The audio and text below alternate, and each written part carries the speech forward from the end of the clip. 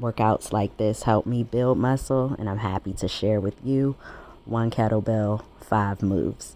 To increase this to a 15-minute workout, repeat 3 times. To increase it to a 20-minute workout, repeat 4 times. Let's go. Grab the kettlebell weight of your choice. I'll be working with 15 and 5. This is a 15. Let's start with the Sumo Squat. Spread your feet wider than shoulders length, wider than hips length, and then squat. Okay, just hold the kettlebell up by your chest. Be sure to keep your spine aligned with each repetition. I'm aiming for 20. If you're a beginner, you can start anywhere from the 7 to 10 range, and be easy on yourself with the weight to begin until you master the moves and start to feel the strength change. Okay, a 5-pound kettlebell is where I started. So, and for us women 40 and up, it's definitely important to train with weights. Rest over. Let's move into our alternating lunges. And this is kind of like a every minute on the minute workout. So just seeing what you can do in a minute. My goal is 20. So for lunges, that's 10 on each side. If you're a beginner, 5 on each side is good, especially with the weight. And workouts like this, we're doing them 3 to 5 times a week. Especially, like I said, women over 40, we want to build muscle. And I don't look manly. I look very feminine. Been training for, it'll be 2 years in July, specifically with weights. So let's take our rest.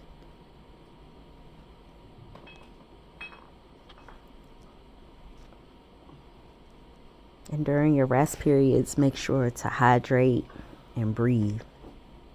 Okay? So for upper body, a lot of times it's weaker than the lower body. So I'm switching from a 15 to my 5-pound. And I have 2. If you don't have 2 kettlebells, you could use dumbbells. Or you could just alternate, alternate sides if you have 1 kettlebell. There's more than one way.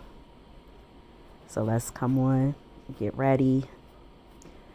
Technically bring your feet together. And then we're going to inhale and then exhale as you spread your arms like wings. Try and keep your arms straight without overdoing it, without coming up too much.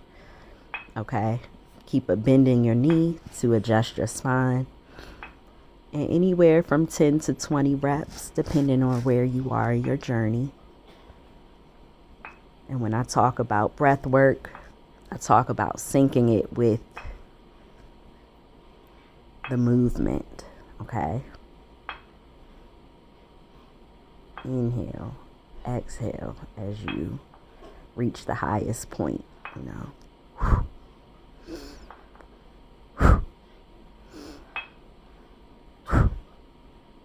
like that, from your belly.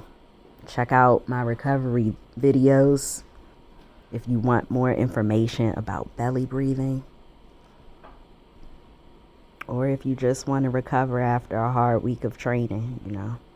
I like to stretch in between movements. We're just resting. And then come on down to the ground. Nothing like some push-ups. I'm still working with the hand release push-ups. So aim for about 10. I'm around 12. Maybe I can do 15, but I think in this video I'm just going to do 12. If you're more advanced, you just go on what you can do in a minute. And just focus on your breathing. So your hand is underneath your shoulder. You release by pulling your hands up. And then you push away from the mat, from the palm of your hand. And that's, how I'm learning. You also want to keep your whole body straight, not like, see, sometimes my lower body is coming up at a different time than my upper half. But we're all on this journey. So a little release with a child's pose.